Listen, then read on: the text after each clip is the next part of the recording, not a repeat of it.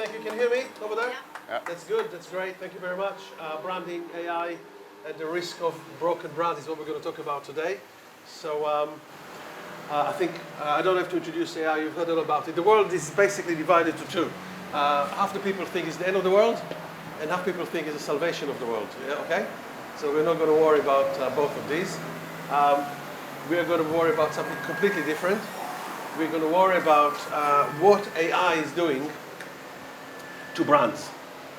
So and what AI is doing to brand is it's introduced itself as an intermediary between your customers and yourself. There's a layer that did not exist 6 months ago of interference in decision making that AI is bringing to the consumer world. And whereas before we could have just gone out and speak to customers, all of a sudden there's another layer that we need to worry about.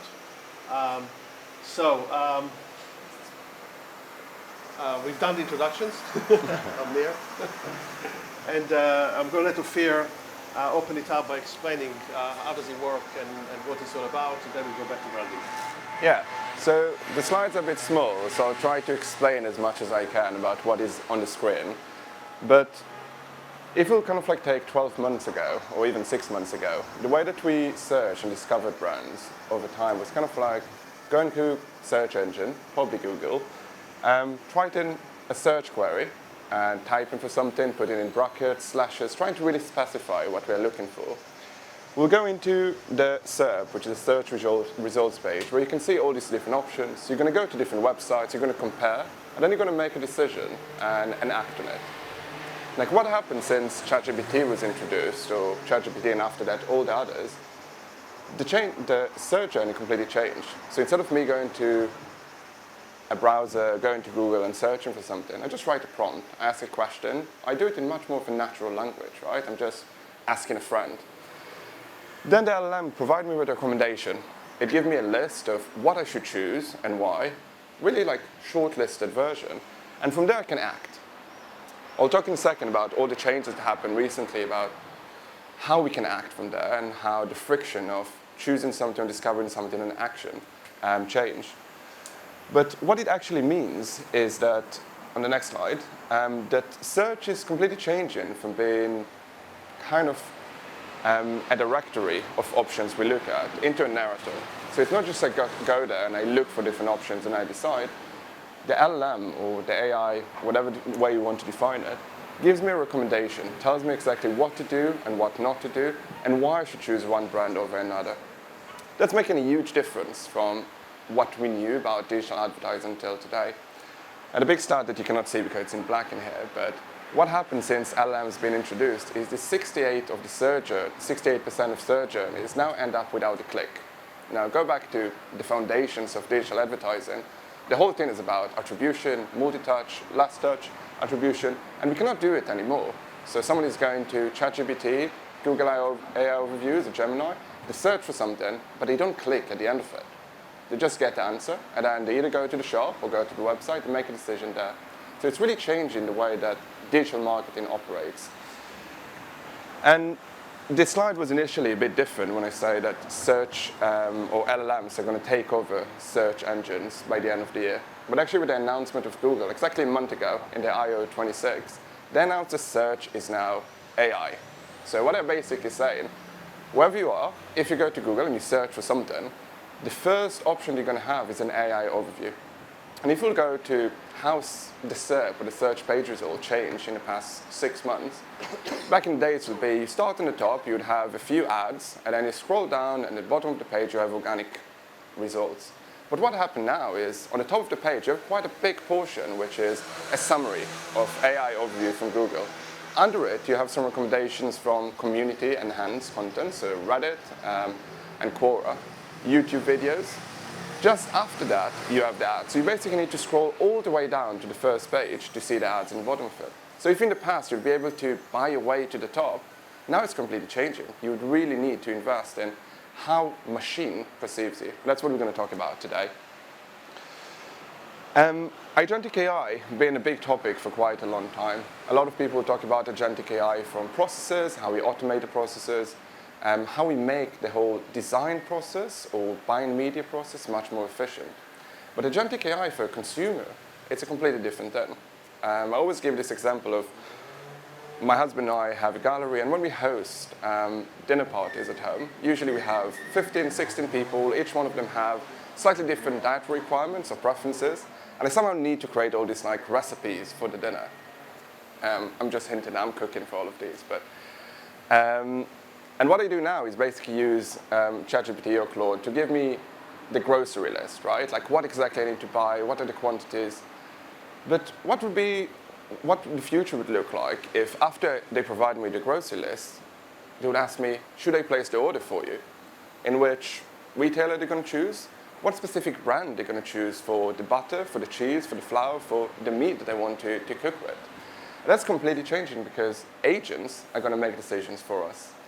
And Google announced exactly a month ago in the I/O 26 that agents are already there for consumers. So agents now at Google can give a call to a karaoke place, which is the example that was running there before, and make sure that the check which karaoke places around you are going to have space, give a call on your behalf, so an agent will give a call on your behalf and book a space for you. That's completely changing, right? It's changing the way that I'm not choosing a place I'm going to go to, you're just going to book one for me.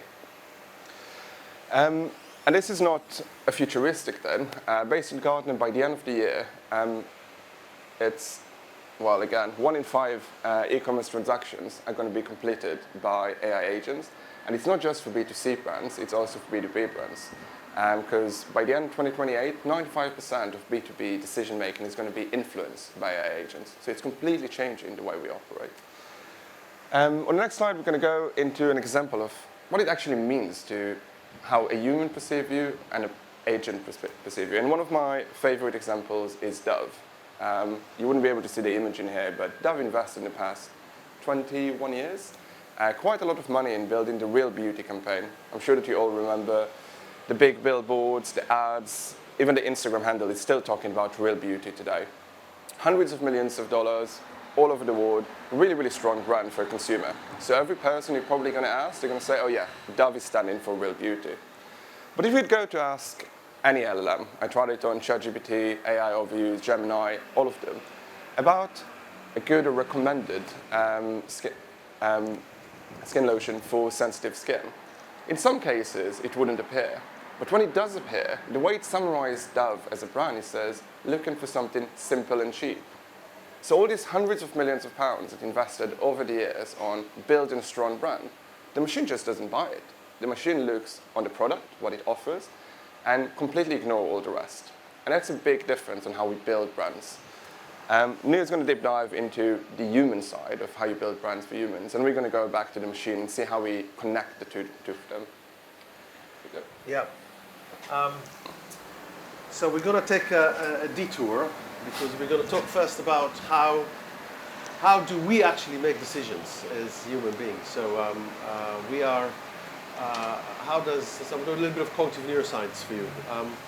We are basically attacked heavily by hundreds and hundreds of messages that we generally ignore because our capability to block out everything is quite phenomenal. In cognitive neural language, the first problem that we've got is that the brain creates these cognitive barriers, which allows us to exist in the world without having to take everything in, or it'll be just too much for the brain. So the first task that we have is always, how do we penetrate cognitive barriers? How does the brain actually acquire anything? I think yesterday Byron Sharp was saying we see about 10,000 messages a day. None of them get in. Just because they're out there doesn't mean that we acquired any of this. So the first task, the first cognitive task is how to get any message through to the head. The second one is once you get into the head, how do you make sure it doesn't come out? It needs to become some kind of a memory. Need to exist in our whatever we want to call it, mental availability is the word used yesterday. So a brand needs to become a memory. If the brand is not a memory, the brand doesn't exist and we don't buy it. Yeah, that's I think clear to anybody. And what creates a memory is few specific things. whether they are a logo, a visual, a distinctive asset, whether it's a sentence, whether it's very few things that trigger the brand at the point of purchase or the point of buying them. And the third thing that needs to happen is for it to have an impact in the world, it needs to be relevant at that point of purchase. So all those memories and everything we've heard, the collection of the brand in my head, at the point of purchase needs to be relevant. The idea that I'm going back to the Dove example. If I'm looking at a shelf full of creams for my hand, let alone the machine doesn't recognize that there's any relevance for a world of beauty and real beauty to my hand cream, it takes a long effort for me as an individual to make that link, because it's a huge jump to make,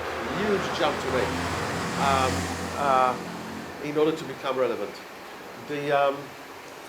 The ability to create impact in the world, even before AI, and I'll come back to say this even worse now, you've got to do more of this, is you've got to create a relevant emotional resonance, and you've got to own assets that create memorability or distinction, going back to yesterday.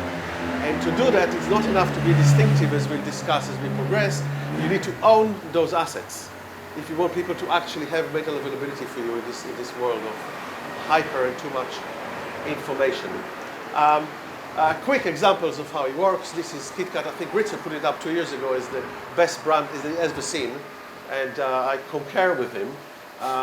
It owns a simple, relevant word, break, and it's got distinctive assets. It's got a break, and then it activates the break in a metaphor. It's got a color red. Color red is not an ownable asset under no circumstance, but it's a distinctive asset. I'm just making that distinction because we'll see later the machine makes this distinction even more than us. And it's a simple program. And the brand therefore exists in this way that I've got the mental availability, I understand the relevance, and every time I see it, I know what I do with it.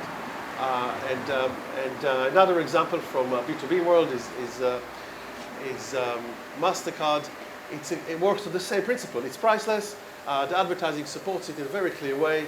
I can't obviously read what it says there.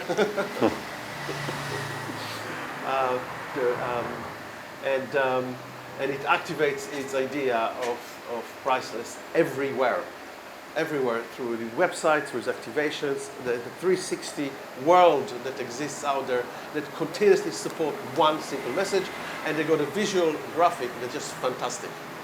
2 blobs, 2 colors, crossover. I get it. I understand, connects everything to everyone, and it allows me to. It's clear. So it's a fantastic structure of a brand that has got a distinctive asset. It's got distinction out there. It's owned its assets, and it's got a very clear, single, simple sentence that I can relate to. So that's where brands become really effective in the world before AI. Yeah, and this is all good and great for humans, but machines don't really feel or look at anything. They look for patterns. They look for things that logically make sense. They don't look on brands as an experience, so even like the MasterCard experience, the KitKat, they just don't see this context. They index brands. That means that, on the next step, it completely changed the way that brands are understood, and it completely changed the way that brands are remembered.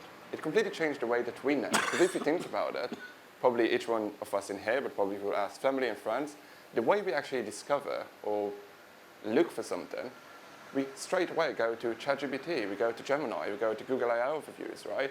We don't really use our own memory. We use them as the memory for us. That's a big shift in the way that we operate and the way we need to look at brands.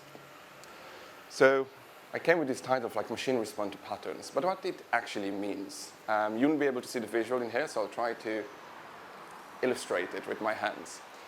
But basically on a brand, there are 4 different layers that explain you and that the machine collects. The first one is the owned channels. Owned channels are the channels that are owned and operated by the brand. So think about your website, about press releases, about your e-commerce site where you describe your product. The next layer is the shared one. Shared channels, they're platforms that the brand doesn't own, but it operates. Think about a Facebook page, the Instagram page, a TikTok page of a brand. So we don't own these platforms, but we operate everything over there. The third layer is earned, and earned became super, super important, because this is what happens in platforms that we don't own and we don't operate as a brand. It's what people say about us. So they'll go to product reviews, it'll go to Reddit or subreddits where people talk about your brands. It's go to Quora, it's go to YouTube vlogs where people open the product for the first time. And the last one, which is still under discussion, is the paid layer. So there's some LLMs that actually respond to paid ads, because the way they operate is by scraping websites. So when you scrape a website, you cannot really avoid collecting all the ads around it. What the machine tries to do is to combine the signals it gets from all these different layers and understand what is consistent, what are contradictions, what is right about a brand and what is not. So if I would say that in my website and my product is the most durable and strong, but there is a full subreddit where people talk about how it broke after the first time, or the product ratings I get on Amazon are completely collapsing all my brand promise, the machine wouldn't be able to deal with this broken pattern, right? The machine would assume it's either I'm lying or the people that purchase the product are lying. And therefore the machine would just confuse and remove this brand from the list of recommendations. Now, there are quite a few different theories on how machines understand a brand. What we try to do in here is to break it down into 4 different variables of what the machine is looking for in a brand. The first one is claim credibility. Can the machine understand what your brand stands for, and is it provable? Can we actually look around and say, yes, this brand stands for that? And one of the examples I put in here, and apparently it was in Palais yesterday as well, is if you think about a safe car manufacturer, you have Volvo, right? Volvo have been mastering it for almost 100 years. They talked about safety, safety for your family, invented the seatbelt. That's what they stand for. The machine can read all these signals from the internet, from whatever is available outside. And if you would ask for a safe car, the first one across all the different LLMs would be Volvo. The second one is signal density. So signal density is thinking about how consistent we are across all the different signals and touch points that we have. And stating in the car examples, if we'd go, again, to any LLM, ChatGPT, Gemini, and so on, and you'd ask for a recommendation for a luxury car. So I made it big, I want to buy a big car. You have a really long list of a Porsche, a Range Rover, a BMW, an Audi, and one brand is missing from there. And this brand is Jaguar. And if you would scroll all to the bottom of this page, again, you cannot see it, but the way you describe Jaguar is that, well, Jaguar is in a funny place right now. And the reason for it is because a year ago, Jaguar started a rebrand and then reversed this rebrand, and the internet just saw the whole thing. So what the machine picks up is a brand that been really, really well known, rebranded itself, and while they pulled back some of it and said, oh, actually, we're not going that far, the machine still sees it as evidence. And this is a really, really important thing. It's not like a campaign that didn't succeed and, well, I can reverse everything. Everything is documented right now in the internet. And that's where the machine gets the information. Another funny example that came up in one of the tasks we did was Hinge. I don't know how many of you are familiar with Hinge, the dating app. But Hinge is a dating app. They have an amazing marketing slogan. The app that's been designed to be deleted, right? It's going to help you to find love and need to be deleted at the end of it. But when you actually ask about Hinge and dating apps, what all the LLMs pick up on is that 2 years ago, in 2024, on Valentine's Day, there was a guy that submitted a class action against Hinge for false advertising because his date or his longish term relationship collapsed. And the machine kind of like picked it up and say, oh, this is really interesting, and quite cynical as well to submit it in Valentine's Day. And although the class action had been rolled out of court and nothing actually happened after it, the machine picked it up because it's been published in a few news websites. And it's a really, really big part that a lot of it is not in our control. And we need to think about, as brands, how we interact with our consumers and make sure that they have a positive experience and build a fandom. The third one is contextual authority. Contextual authority is how the machine can understand you as a brand within the category, and are you the kind of like the point of your point of differentiation is known within the category. One good example we have in the UK, and I know that Aldi is a It's not just in the UK. But every supermarket you'll go to in the UK now, you'll go to Sainsbury's, you'll go to Tesco, they'll all have now Aldi Price Match. So I don't know how they managed to do it, but every supermarket chain in the UK is now advertising for free Aldi for low prices. So the machine can read it now. They see the press release being published by Sainsbury's saying, oh, we now offer this range of products with Aldi Price Match. So the machine understands the best value supermarket in the UK is Aldi.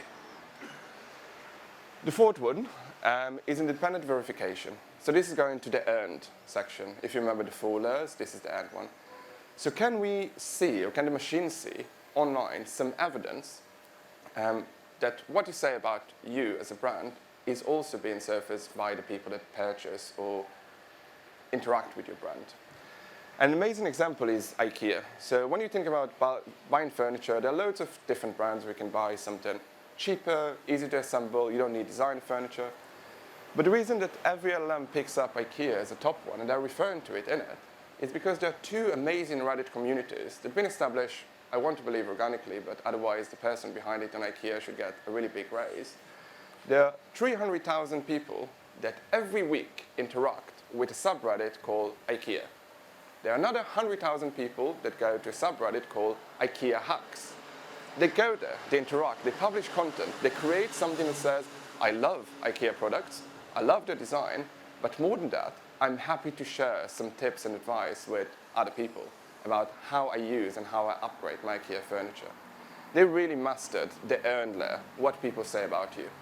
And that's the reason Reddit, I wouldn't even say double, but like 10 times its share value in the past few years, because Reddit became one of the biggest citation sources for all LLMs. They see the community as a big proof point to what you're saying about you is true. So these are the 4 elements within how to build a brand. They're looking for claim credibility, signal density, contextual authority, and independent verification. I know they're all big titles, and actually how to bring it to life as a brand is a bit more complex, but we'll touch it in a second. What is important to remember, though, is while we were talking, Nir talked about how to appeal to humans, and I talked about how to appeal to machines. These systems are not operating in silo. They're actually connected to each other. Because when you think about it, what consumers experience with your brand becomes what they say, what they publish about you online. And what they say is what the machine reads, right? Because it goes to all the social media channels, it goes to Reddit, it collects the information. And what the machine reads is what the machine learns, and that's what it recommends. So actually it's a full cycle. And it's really important to build a brand that appeals to both humans and machines because they feed each other all the time. And Nir will summarize. To win, brands need to be working across its audiences. We've got to talk to you. We can't forget humans. Humans still have to make decisions. And it's got to be working through the machine. For the humans, emotional resilience, we need to be visual strength. And for the machines, claim credibility and signal density is the ones we're interested in. Altogether, we can kind of summarize this as 2 things that a brand must do as we progress forward, which is maintain coherence everywhere and consistency everywhere. Coherence, everything you say, all the messages, and consistency is the visual structure of the brand. The 2 things needs to be everywhere, always, all the time, the same. Which is very different to what we used to do things only a year ago, because what's not here is things like nuance, things like hyper-targeting, personalization, dead. Brands with extensive presence across different countries with many sub-brands, how do you deal with this? The machine just doesn't see you. You have 2 messages, one in Canada and one in England about the quality of your fries. 2 different messages, the machine doesn't see you. You disappear because it can't deal with incoherent brands. So all of a sudden, the big brands have got serious problem in how we structure them so that they cut across all those problems, cut across the issues of sub-brands, cut across the issues of different countries. How do we deal with personalization? How do we deal with hyper-targeting? How do we deal with different audiences in different countries? Becomes a huge problem for brands because the machine will not tolerate incoherence. Will not tolerate it. I was going to go to Rome on a weekend. Okay, so I speak to Claude as we do, and I go, recommend me a hotel. So he gives me a list of 3 hotels. I go, no, this is not the kind of hotels I go to. Too big, too business. I give him a few new prompts about what I like. I get a new list of 3, always 3, 1 recommended. I go, no, still not right, la la la la la la. Gives me another list. I go, okay, that's better. I choose one, we go, fantastic. I feed back to Claude, that was great. 2 weeks later, we get invited to go to Andorra with friends of ours. I go, right, I know what to do. I go, Claude, find me a hotel in Andorra. He goes, oh, if I were you, Nir, I wouldn't go to Andorra. There are no hotels for you. So I ring my friends who invited us and I go, which hotels would you recommend me stay in Andorra? And they give me 2 names. So I go back to Claude, I give him the 2 names. He goes, no, you're joking. That one is a business hotel right smack in the middle of Andorra. It's got way too many rooms. You'll never stay there. The other one is in the mountains. What are you doing? You came to visit your friends. I go, no, I can manage the business hotel in center of Andorra. What's wrong with it? He goes, I've got 455 complaints about the quality of the showers. Are you serious? I did not go to Andorra. I rang my friend and said, let's go to Paris for the weekend. Right? So huge interference, which you welcome. Because, hey, that was helpful. So we have to think about our brands. All the work that all those brands invest in trying to convince me to go there are gone because there's interference with this new intermediary who tells me what to do. So the brand needs to think very differently about how it brings itself up. It needs to be felt by humans because I need to feel. That hasn't stopped, but the machine has to find it. And the machine serves it as the source of memory that I need then to react to. It's the other way around from the way it used to be. I still have to react to it. I still have to feel, but it's not from my memory. It's not from my mental availability. It's from the machine's mental availability that the process starts.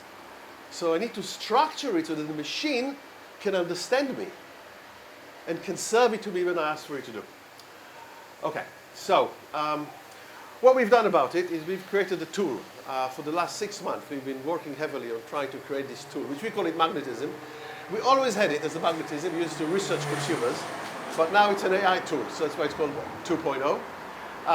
It's a proprietary system. What it does, it measures how the machine understands how we make decisions as people, and I'll explain. And then it measures how the machine understands the brand.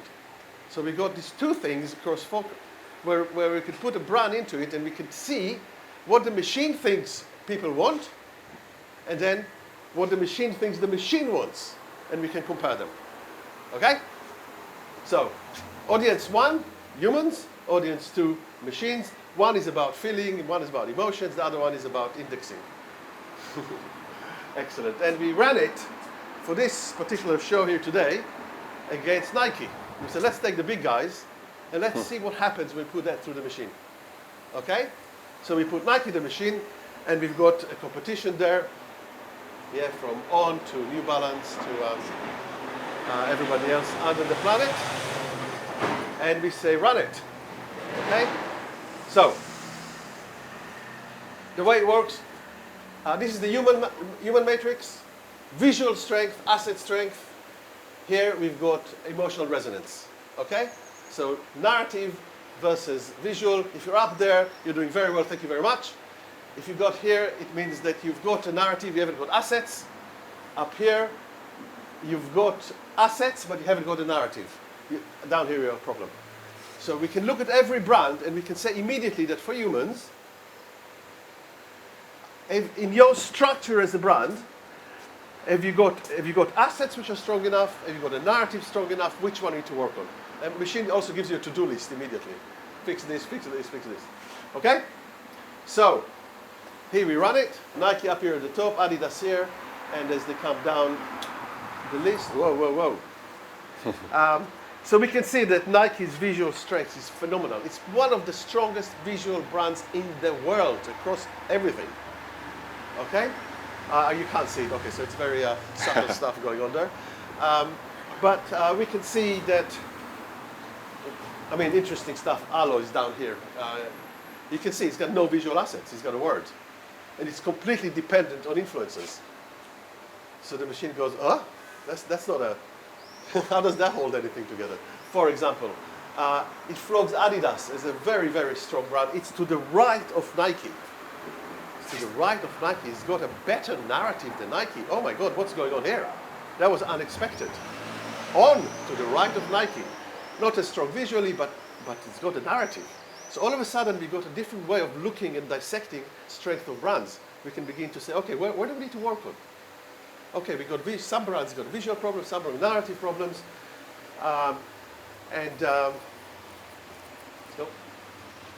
the next thing that we do is we ask the machine to work out the brand narrative. What do you own in the world? In your category, do you own a category entry point? Do you own a category entry point? Okay, so that's critical to work that one through. So if I go back to yesterday to Buy on Shop, when he was giving the example of brands that have, I mean, they were talking about the end of purpose. Yeah, purpose was never working, will never work. Why are you still talking about purpose? And the reason that purpose don't work is because they're not an entry point in the category. I'm quoting from him yesterday. And we can see that here we've created the machine. When it gets asked what are the category entry points, doesn't see big, huge things. He sees specific things to do with the category. You can see Nike owns performance, winning. I mean, it means meaning. I mean, it's like that's the meaning of the brand. But Adidas, even on, like just only 1 point behind, the machine goes, that's close, that's not far. So the big challenge on the core territory. We go to other associations in the marketplace, like wellness, community, relationships, authenticity, and Nike is not on the list. It drops number 4, number 5. We challenge the machine, we go, why do you pick those up as associations? Why are they category points? It goes, well, I know what people are searching for. This is what people are searching for. These are the emergent associations in the category. These are the new entry points, and Nike doesn't do anything about it. So it loses its resonance, its relevance with new audiences. So all of a sudden, there's a problem. And you got other brands like Lululemon, or which owns wellness, or you got New Balance, which is authentic. And all of a sudden, they will be regarded by the machine as relevant, irrespective of the size of the brand and the feeling I have for it. We then ask you to analyze the visual strength of the brand, and you can't see, but I can tell you, Nike is like total dominance. He's got 4 distinctive assets, ownable assets. This is like unheard of. What's absolutely bizarre is that Adidas is almost there. Adidas is mentioned to create a structure that is challenging Nike's dominance. Maybe the next round will be easier. Yeah. So if you look at Nike, you've got the logo, the composite logo, you've got the swoosh, you've got Just Do It, and you've got Michael Jordan. This is huge. Brands don't have that level of strength. And they've got other stuff as well. But these are ownable assets. These are not just distinctive assets. Ownable assets. This is huge. Adidas, look at that. It's got 3 distinctive assets. There are different ways of organizing the 3 stripes. And they do it in a consistent way, and they use it in different places consistently. And then they've got an asset here, which is fantastic, which is the 3 stripes. The 3 stripes, in that way, are not an ownable asset, but they are a distinctive asset. I mean, they lost the court case about 3 stripes, didn't they? But it doesn't matter, because they use it as a distinctive asset. You can use it everywhere. In context, I know what it is. So they've got not as strong, but very, very strong, challenging to Nike. And then we talk about the machine index. So then we ask what the machine thinks. Okay? And what the machine thinks, so it's the same structure, the signal density up, and the claim coherence on the right, so narratives and visuals, and the same structure of the way in which it breaks it up. And yeah, this is based on the 4 different variables we mentioned before about how a machine understands a brand. So we summarize it into signal density, we mentioned before, the claim credibility. Sorry, Nir. And then we placed all the brands on it. And again, you can't see, but Nike just dropped from over there to down here. So whether we've seen already that Nike has got human issues with some of these elements, we can see that the machine has got massive problems with Nike. So we need to understand that. How do we see that? So that's a huge finding all of a sudden. So we need to work out why is the machine dropping Nike so well down, having in mind it's one of the world's most famous felt brands.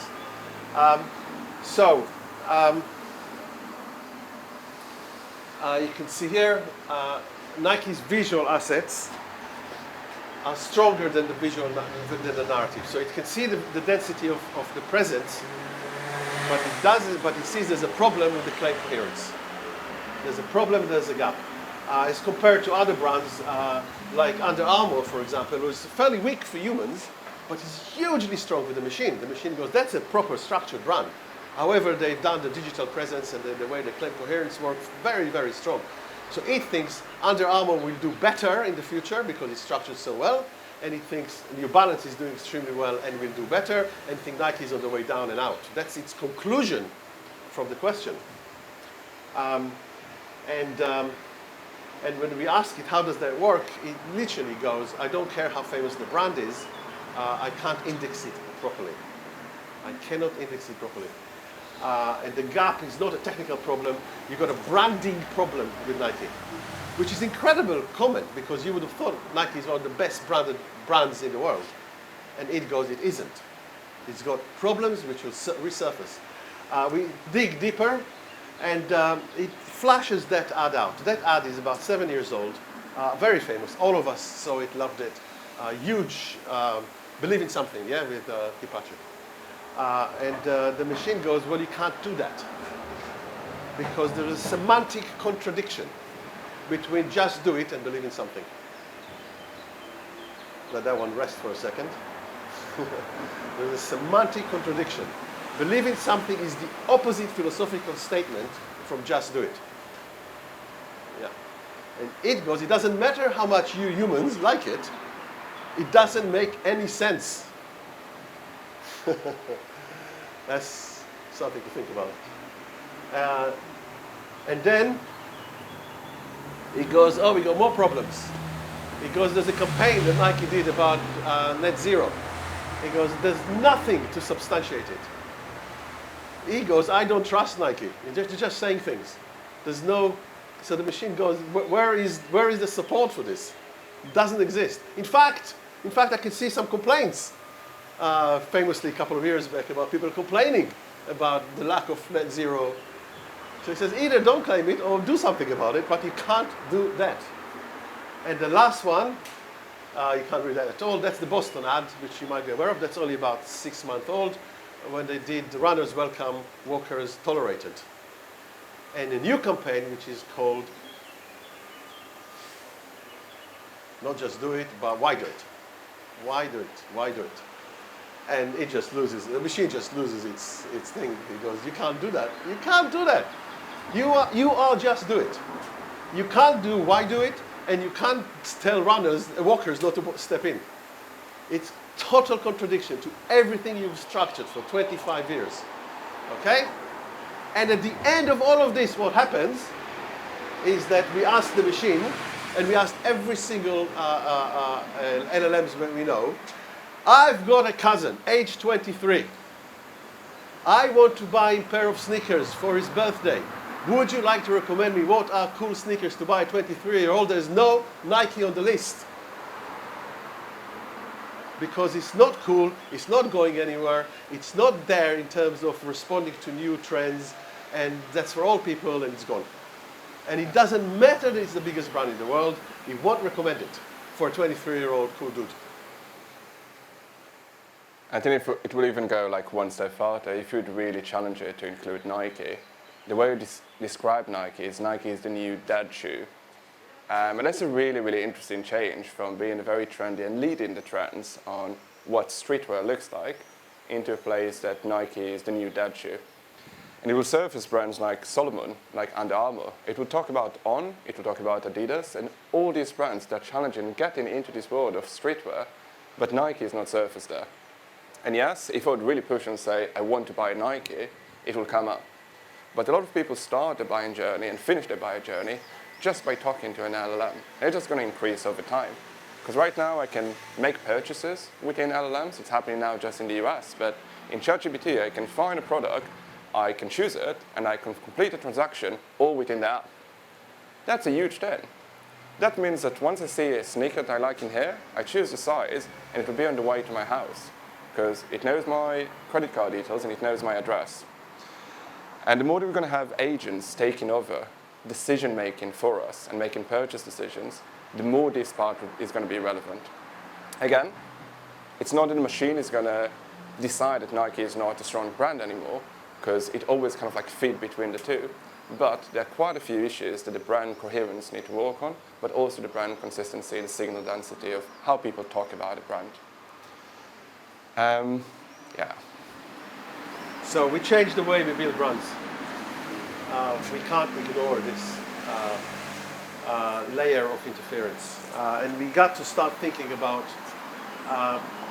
clearer principles. And are they new principles? No, they're not. Are they differently weighted? Yes, they are. And the shift away from nuance into mainstream is frightening, but that's what I think is required. Own a narrative which is relevant. Make sure that your one word, and if you got more than one words, oh dear, that word needs to be a category entry point. It's got to be real. It can't be real beauty. It's got to be something to do with what I do. The second thing is you need to own the associations. They got to be yours. They can't just be there. They just have to be anybody's. Your messaging can't be random. You can't have your social agency do whatever they want. They can't. They have to be on message, one message. Stop changing it. Yeah, when we did the other day, we did top 50 brands in the UK, the grocer top. And all the top 20 brands, the machine goes, yeah, they're top 20 because they've been consistent for the last 20 years. I understand what they stand for. They haven't changed everything they say. You don't have weird social messaging going on. Own the messaging. Own 3 visual assets. One asset creates recognition. 2 assets create a system. 3 assets is a language that you can begin to use. You need to have 3 ownable assets. This is a lot more than have some distinction out there. It's a lot more than distinction, because in the world that we are coming into, you've got to safeguard through a system everything that you do. 3 ownable assets, and those 2 are the machine problems, active orchestration everywhere. You can't let different people do different things. It's all got to be in that frame. Yeah, and you're probably going to hear a lot in the next few years when brands are going to big pitches and they're going to work with a consultant. We're suddenly going to hear about orchestrating agencies. And what this actually means is an agency will be in charge on the brand language and the brand word. It will know exactly to guide each one of the channels, from how the package is designed, to what we say on social channels, to how we list our products on retailers' websites. And the orchestration point becomes super important, because this is what the machine reads and how it indexes the brand. So if we say one thing, as Nir said, on social media, but a different thing in our product listing on Amazon or on our website, it will create a contradiction that the machine wouldn't be able to deal with. And the last one is making the claim verifiable. We need to be able to verify the claim. So we cannot just say that we are doing X, but we don't have proof for it. And you'll see a lot of brands now really jumping into Trustpilot. It's a big thing for me. I really want to get product reviews. I really want to get hundreds of thousands of people saying that my product does what it says on the pack. And that becomes super important, again, because of this third layer, the end one. And within your brand language, or within the brand word, you really need to think about how you activate your users, how you activate your people, your consumers, to be the brand ambassadors. They don't need to be, doing a vlog, but they need to say they're happy with the product. They need to say they're happy with the service, and call back all the claims that you're saying about yourself. So the risk of broken brands is not coming, is here. And I think the example of Nike was a big one. And spending the past 6 months with Nir and the BrandOpus team was a very, very interesting chapter for me, because I came from creative and strategy and media And then looking into branding become really, really interesting, because actually branding is what drives what the machine thinks about your brand and how it's structured and how it understands it. And the more power machines have, the more this branding for machines will become important. And just to finish, yeah, you can scan that QR code if you want, but You'll need to come very close to be able to do it, but you'll be able to run a test. Really all we're saying is, in summary, it doesn't go. It's finished. There was supposed to be another chart that says make your brand felt by humans, found by machines, and make your brands inevitable if you can. That's it. Thank you very much.